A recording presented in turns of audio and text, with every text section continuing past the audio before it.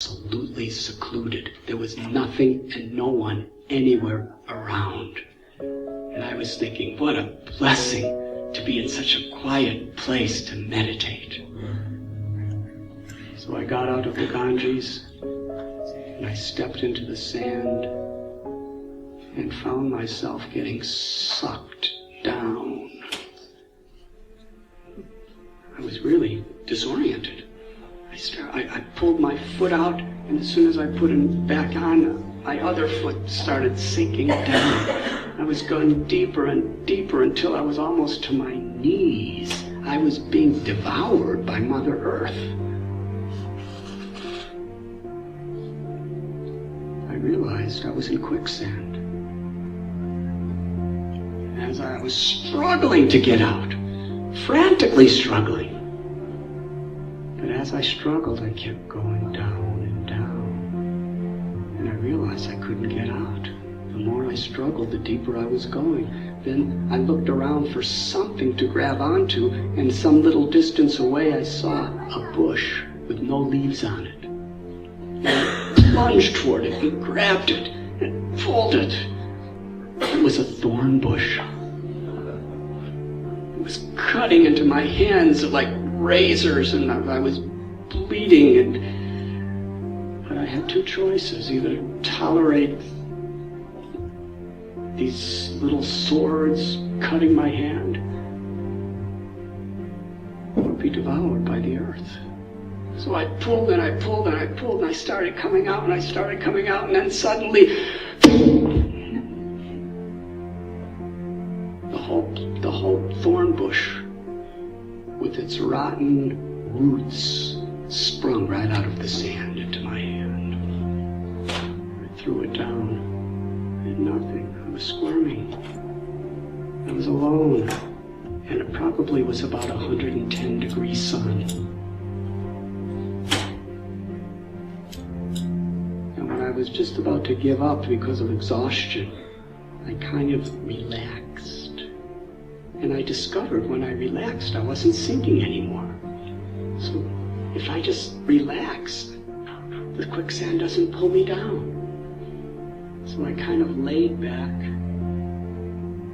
and didn't move. And I floated. And little by little by little, I lifted each leg to get out. And then like a snake, I slowly slid back into the river and started swimming back to where I came from.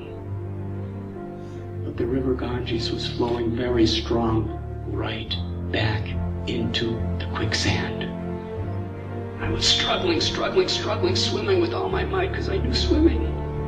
Anyways, I didn't know how to swim, so I was swimming, and it wasn't a dog paddle then because the Ganges was pushing me back to the quicksand where I was going to die.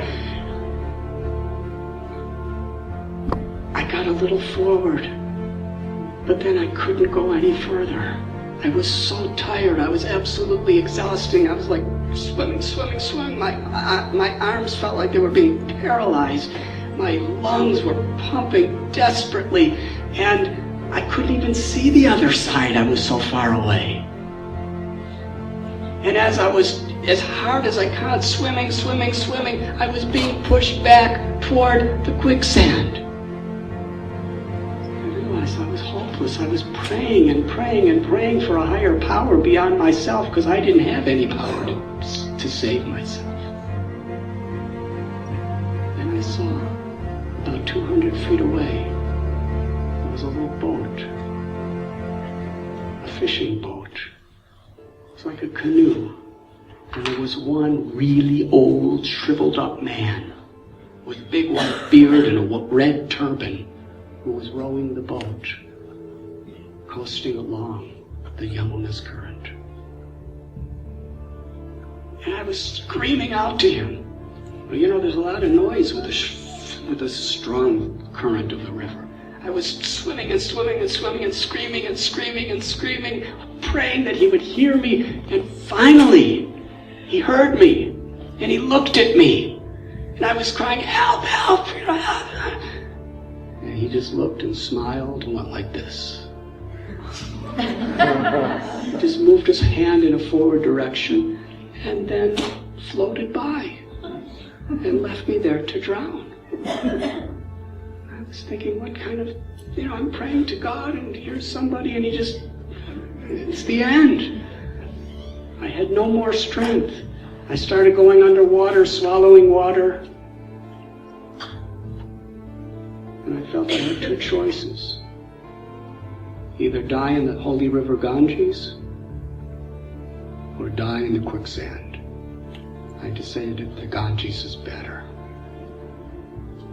Well, I was still trying, but there was no hope. And I started going underwater. And I remember when I lost all hope and I just prayed and I was underwater, something happened. A beautiful song came into my mind. It was the Hare Krishna mantra.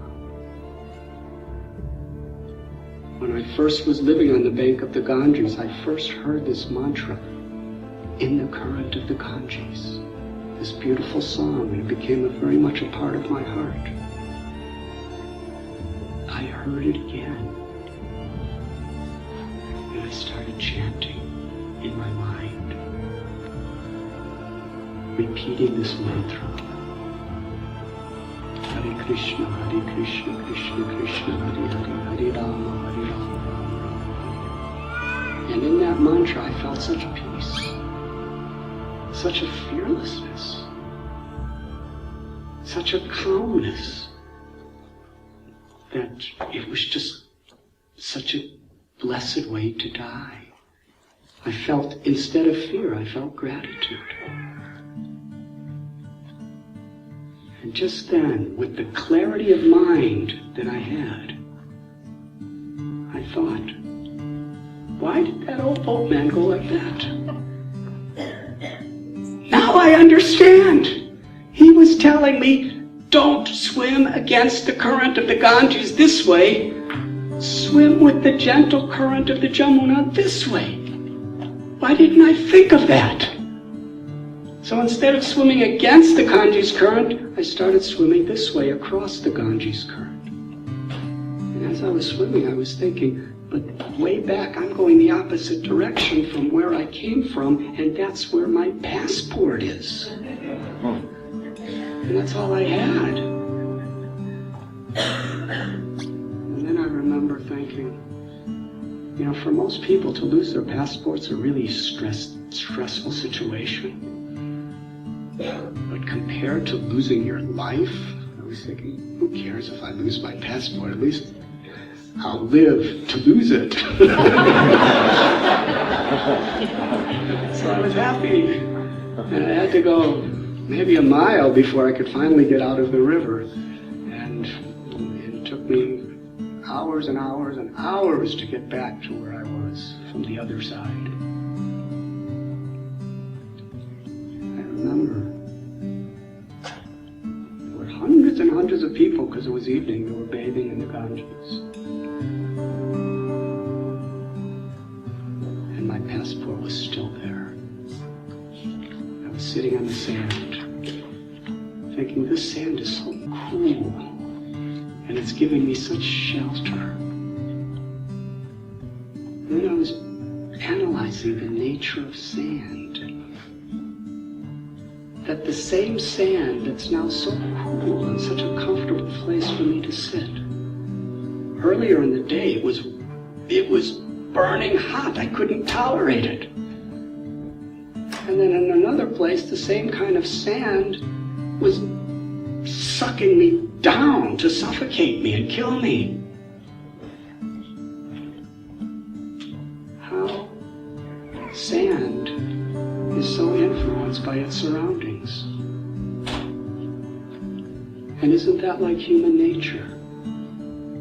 According to the company we keep, according to the experiences we have in the circumstances of our life, how it could make us envious or proud of somebody.